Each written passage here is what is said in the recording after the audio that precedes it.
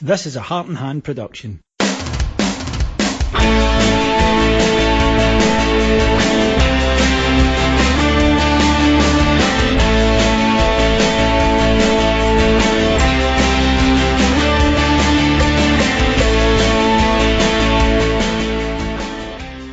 Hello everyone and welcome to Heart and Hand Extra, the second of our 2 weekly free shows here from Heart and Hand. My name's David Edgar, I'm your host, and joining me to discuss the match against St Mirren and look ahead to Tynecastle on Sunday is Cammy Bell. Hello Cammy. David, how are you, my friend? Are you well? I am well, because I will admit to having a slight worry about how Rangers would do returning back to the Scottish Premier League after, of course, what we saw this time last year, and it's difficult, I suppose, to when you've been burned to forget, because we came off a victory against Celtic this time last year, and we're all in good spirits coming out of the winter break. I think we expected the team to pick up where they left off. They didn't in rather spectacular style against Kilmarnock, but then couldn't raise themselves out of the funk that followed that match, and ended up going on a poor run, which ultimately cost us any chance we had of winning the title. So I had a concern that maybe, that I didn't think we would do it, but until the proof is in the pudding. We didn't play very well against Stranraer on Friday night. We didn't play particularly well last night, I think, against St Mirren, but we did win. And you and I watched the game together last night as we were walking into the stadium. Both of us said, I'll just take 3 points any which way they come. I don't think it was a particularly bad performance. I just don't think it was the most dynamic. I never thought that we were going to lose the match. I didn't even think up until I'll admit this, panic in the last minute when they got a corner, think we were going to drop points. And it's a victory. I mean, it's not one we're going to be talking about in 10 years, but it was 3 points and on we move. Yeah, I don't think it'll ever appear on Martin's show on our Patreon site, the Time Capsule. You're right. Listen, winning ugly, still winning. And if you were to say to me, you've got to sit through that every second week for 8 to 9 months, but you'll win the league at the end of it, I would do it. So I've got to agree with you in part. I'll disagree with you in another part. I don't think we necessarily played badly last night. We weren't entertaining, but we weren't entertaining because the other team were set up to ensure that entertainment was going to be its absolute lowest priority. St Mirren were quite happy to come and sit with the majority of players behind the ball. Time wasting was fairly evident from them to kind of begin with, and we just had to kind of endure and remain patient and break that down. I know, and I certainly have said on social media, it's a difficult and frustrating thing to watch. But you've also got to understand it's frustrating to play against as well, because there's one team trying to play football and it wasn't the opposition last night. So it's not hugely and wildly entertaining, but it's 3 points, and I would have taken that before the kickoff, as would you. I think that to anyone who was annoyed or frustrated by last night, you're going to see that game again before the end of the season at Ibrox. You're going to see that match again. Teams will come and they will sit 10 men behind the ball and they will say, go on, then break us down. And it's very difficult to do. It is. No matter which league in the world, if a team's organised, even a team is limited in terms of their attacking capabilities as St Mirren, and they work hard and they're bang up for it, which they were, then it's going to prove difficult. I understand the frustration, because it'd been great to go out there and beat them 4s and 5s, but I think some of the reaction, I think that at times because we've been so long without a title, that people can get quite negative quite quickly and quite worried. I don't think they mean to be negative. It's just that they're a little bit worried and will maybe, because of what's happened the last few years, move to the negative quite quickly. I just feel that this team has sort of earned the right that if they win, because the result is the most important thing, yep, absolutely, but if they win, then I think they've shown enough good performances this season to say, okay, it wasn't a great one, but we'll take it and we'll move on to the next one. If we have 6 or 7 games like that in a row, or maybe even less, maybe like 4 or 5, where we're playing like that, then yes, I think it's legitimate to say this is a concern because they're in bad form. But for me, there will be periods during the season when you're playing great stuff. I think towards the end of December, we certainly were. And there'll be periods where the players aren't all quite collectively as in form. And those games, it's about, or those weeks, it's about just get the victory and we'll move on and we'll start again. We'll build confidence. And I think that's maybe my take on the reaction. And I think the reaction's split. I don't think it's a case of everyone's upset or everyone's super positive. I just think it was a bit of a nothing game that, for me, it was just get a victory, and Rangers did that. It was, and I think I wouldn't have wanted, bizarre as this may sound, David, I wouldn't have wanted a performance similar to what we saw at Parkhead, because a midweek game at home against St Mirren doesn't merit it, because you still get the same 3 points out the back of it. Now, obviously, you could argue that into its extremes around things like, well, you've got goal difference, you've got various other bits and bobs. I think you would want the performance, but I know what you mean. It's like, but you can't do that consistently for 90 minutes. To be able to do that they can, if they show it again on Saturday, like they turn up in a much tougher game on Sunday and the performance is better, then great. Yeah, I agree with you to a degree on that, because I think that one of the things that's impressed me a lot about this Liverpool team this year is that they're very good at that, of going, we can win this at 70%, we'll need to be 90 to, you know what I mean? They understand you can't go 100% every match. When you look at our fixture congestion, and again, let's hope for the best but plan for the worst. Let's say we've got some rearranged fixtures because we haven't really had too much in terms of adverse weather. These things will start to build up. And you're right, but you can't go at that intensity and that pace that we showed at Parkhead. You can't do that, twice a week for the next 4, 5, 6 weeks. It's just simply not going to work, and you're going to cause your own problems. So there wasn't a need for us to go gung-ho last night. Listen, do you know what? If you're going to say to me, every game at Ibrox is going to be free-flowing football because the opposition won't hunker down and they won't sit behind the lines to be able to minimise any opportunity you've got to have a shot on target, to get crosses into the box, to score goals. Brilliant, because then all of a sudden we've got a completely different game in Scotland, because right now that's exactly what teams do every single time they go to Ibrox or Parkhead. I think that you need to be able to again, like you say, manage your resources, manage your time, manage your energy and your effort levels, and do what needs to be done. All that mattered last night was 3 points. There'll be other games where we'll be able to open up a bit. And I think, as you and I said to each other last night, David, if we got a second goal last night, and I think we start to open up and the St Mirren heads go down a wee bit because they're fundamentally failing in their game plan, which is to keep out goals, and then you get one, you get two, then it opens up a bit, and then you can start going a bit for the jugular. And we've seen games like that. We've had quite a few 5-0s at Ibrox this season anyway. So you've got to take the rough with the smooth. Yep. As I say, I didn't quite understand the criticism too much. I think it's a wee bit premature. I think you see how things unfurl and unfold, and if we go to Tynecastle, we'll talk about that later in the show. If we go to Tynecastle and pick up 3 points, then for me it's been a very good week, especially when you consider that we were without James Tavernier and Alfredo Morelos. And I think if ever it was demonstrated how important those two players are to us, then last night showed that.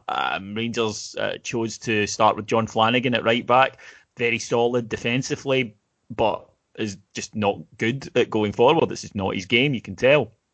And we lack that. Luckily, Borna Barisic continued his very good form, whipping in some excellent balls, and of course involved in the winning goal.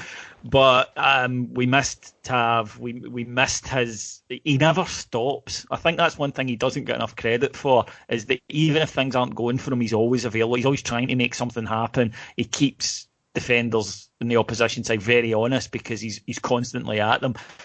And of course, Alfie, what you miss is the battering ram that he is. The fact that with a mass ranks defence like this, Alfie doesn't let that bother him. He just gets the ball and barrels through them sometimes, which is a skill that very few professional footballers have. And any team you take away two of their key players, then there's going to be a slight drop. There is, absolutely. And listen, I'm not going to say for a minute that we wouldn't miss those key players, and they are key players for us, because you're right. Flanagan's crossing leaves a lot to be desired. The thing is, and it's funny actually, because just before recording I was saying this to a friend in work. The thing I would probably say that's interesting about the missing Alfie last night was Alfie probably would have opened that defence up slightly by again, like you say, it's very compact, certainly through the middle. Alfie probably would open some of that up a little bit. He probably would have generated some space. But the goal that Jermaine Defoe scored, which obviously we're just about to come on to, I think it's a perfect Jermaine Defoe goal because it's instinct, it's predatory. It comes to him and he's just instantly gone for it. And we've seen him score goals like that for us throughout his career. I don't know if Alfie necessarily would have done it that quickly. I think if a situation was to reoccur, I probably would prefer Defoe in that situation. But there's absolutely no doubt if Alfie's fit and is available to play, I would play him, 10 times out of 10. It's absolutely not a question. But last night, in a game like that, when a chance just falls to you, just breaks to you, there's very few better than Jermaine Defoe to just react accordingly and instinctively. Yeah, I'd absolutely agree with that. Now, in terms of the whole sort of right back issue, I was a wee bit surprised because I thought last night might be a good game for Nathan Patterson, whereas I understand putting in John Flanagan going to Tynecastle, but I suppose the manager felt that if Flanagan was going to play at Tynecastle, then he needed the 90 minutes last night, and that makes sense. But you do lose out on the attacking front. Although it must be said, as I say, I don't think St Mirren had a shot on goal last night. So in terms of the management, they got it right because we won. I do think there is a slight argument, though, that the team was quite conservative, really, for a home match against St Mirren, who you knew were going to be defensive, because we went with a more defensive fullback. We went with a midfield of Kamara, Jack and Davis, who are a more solid option. Maybe, you could have rested one of them and played Arfield in there as a more attacking option. But again, I suppose the proof of the pudding was we got the win, and that's really all the manager was. And I wonder if the conservatism was slightly influenced by what happened last year, that he's like, look, I don't care about performances tonight, I want a clean sheet and a win, just get me it, and that this is the way to do that. Yeah, and listen, I understand that, and maybe it was a little bit pragmatic, but I do understand it, given it was I say a big game. It's not a big game because it's in Mirren at home. I understand, but in the context within which you're describing, context of the season is a big game. Yeah, context of and obviously remembering what happened last year. I could use the phrase banana skin when talking about it, because if he comes into it and let's say he does go a little bit more adventurous with his selection and his lineup and take it from there, but then at the same point, if you want to expose Patterson to that, and let's say, last night, everyone in the ground who was still there waiting for St Mirren to take their corner was shitting it. Yes. Let's not call us, let's not pretend. Let's call us, but let's not pretend that we were uber confident that we would clear our lines. We were comfortable that we could get a chance to do it, but everyone was bricking it.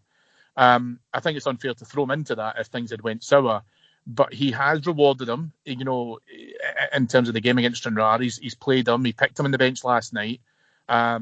Probably just because of our selection resources and what we've got available in that area. But I would have played Flanagan last night in order to think about how he's going to perform against Hearts. So he's maybe had to sit down with John Flanagan and say, look, you've not featured. I know you've not featured. However, this is what I need out of you in the next couple of games at least. I'll get you some game time. You don't have to go mega adventurous against St Mirren, but I'm going to give you a soft landing in that one in order to be able to produce against Hearts at Tynecastle, which is a far more important game now. And so as a result of that, it's probably just him having a one eye on Tynecastle, one eye on what happened last year, and thinking, no, do you know what? Exactly as you said, David, clean sheet, a win, that's what I want. Yep, and we did get it. But like I say, it's not the most exciting game that I think anyone's ever going to see in their time at Ibrox. But a bigger challenge awaits us on Sunday. Not because of the performances of Hearts this season, it has to be said, Cammy. They have had a dreadful season. There's really no way around it. They're bottom of the league. They deserve to be bottom of the league. They've changed managers eventually. And he's in the process of new manager Daniel Stendel, who you know quite well, as some people may know, Cammy, is fond of Barnsley, where Daniel Stendel was the former manager. He's making changes, much to the chagrin of a lot of the old school in Scottish football establishment, because players like Christoph Berra have been allowed to leave, or been told that they will be leaving. But it's Tynecastle, and they'll be bang up for this because it's a free hit for them, this game. Their crowd normally, when they're playing Livy and they're expected to win, their crowd are on them instantly, kind of similar to Ibrox in that regard. But when Rangers come to town, the fans will be right behind them. They'll be a bit more forgiving of the odd misplaced pass, etc. And the players know that, look, we're not going to get, unless they get absolutely battered, they're not going to get savage criticism. So in a way, they can sort of relax and just go and play. They've nothing really to lose in this game. And as they showed earlier in the season at Tynecastle, that can make it difficult for us if we don't start properly. Yeah, absolutely. And listen, obviously I've been through in the East Coast. I've got a lot of friends through here who are Hearts fans. And it's interesting because obviously there's a lot of Scottish media spin. If I'm being honest, a little bit of some of the xenophobia that we've seen before around the German manager coming in and the Scottish backbones going out the team and all of that kind of thing with, Levine and more recently John Daly. But all the Hearts fans, my friends I speak to here and all that stuff, they're all saying, good, you got us to the bottom of the league. Why do you think that you deserve to stay? If this guy can come in and change things and get us out of a relegation dogfight, good, you don't deserve to keep your job, which I've got to be honest with you, I totally agree with. I would be in exactly the same mindset. You're right, it is. I would say it's a free hit. I think we've got to be very cautious about this. It's a wounded animal, David. They're going to start fighting and scrapping and getting what they can out of games, and they've really got to start moving into this. Hearts aren't going to change and revolutionise things overnight. They haven't done that since Strendel's come in. They probably won't expect to get anything out of Sunday, which is why they can probably open up a bit and raise the game a bit more and be able to try and go for that. Because if they were to get something from us on Sunday, then that's a big result for them and something which would raise the confidence in their camp. So you would, if I was a Hearts fan, look at this as an opportunity to say, here's what we can do to probably start moving in the right direction. We can start to turn this around and really start to get it there. So we cannot be lackadaisical against Hearts purely based on league position. Again, like you say, sometimes it's the teams that are at the bottom that hurt you more than the teams that are in the middle of the table. So got to be totally focused. We've got to go in there. Ideal situation, we go in there, get a couple of goals, get the result put to bed early doors. If we can start to enhance the performance a little bit and raise the tempo a little bit as well, just to try and really put them to the sword, fantastic. But we've got to be very much on our game on Sunday. For me, the last time the lesson to learn is the start. The first 15 minutes, Steven Gerrard described as bad as since he arrived at Ibrox, and it was awful. And it gave Hearts, they got a goal in that time. It gave them encouragement. Yeah, Rangers came back into it and fought their way into it, but they'll be bang up for it. If we are not right from the start, then we make something that could be quite straightforward. If we are on our game, we can make it a lot more difficult for ourselves. Yeah, absolutely. And listen, you know what? They'll do things to try and compound what we're looking to be able to do. They'll as I say, they'll have high energy levels. They'll probably go into quite a few tackles. We saw, even in our last trip to Edinburgh, we produced a great performance and a great tempo against Hibs, but they were certainly flying into tackles. They were certainly looking to be able to try and impress upon there. And if Hearts come out in a similar vein, because as I say, they'll be somewhat desperate. I'm not going to say that it's crisis times yet. I still personally don't believe they'll get relegated, but they need to start getting points on the board, and sometimes you need to do that any which way you can. And if that means getting in for a bit of a scrap, then they'll do that. Craig Levine and his previous guys there as manager was perfectly happy to say to his boys, look, you need to go out and not be bullied, not be pushed off the ball, go out there and stand up for yourself, win your personal battles. So even though Hearts have not been playing well recently, they've still got plenty of guys who will remember how to do that. So again, as I say, I do think it will be a tough test. I think we need to go into it with a positive manner. We're more than capable of beating them comfortably, getting a result. And the one thing that I'm very, very pleased about, and what we've seen a lot throughout this team, is we've got a better resilience and mentality now. So we won't go into that with that kind of, as I say, we can get into this with 70 or 80%. No, we'll have to get it sorted out, and then, as I say, hopefully put the result to bed early doors. Okay, Cammy, what's your prediction for the match? I would say I'm going to go 4-1. There you go. Let's go super positive. That's very, but I'm going to go 2-0. I don't think I think it'll be a scrap because again, I think that we're going to see this. Teams are going to go right. Okay, break us down. We're going to be very hard to beat. We're going to fly into tackles. And I think we'll need to show a bit of patience and a bit of quality. But if we do that, then we certainly have enough of both to come away with the points. Right, folks. Thank you very much for joining us. My thanks to Cammy. Thanks so much, David. My thanks to our executive producers in London, Paul Lee and Mike Miles. We will be back on Monday with the next free show. Obviously, you can catch us on Patreon till then. But until then, have a wonderful weekend, and I hope your team wins on Sunday. Take care. Bye-bye.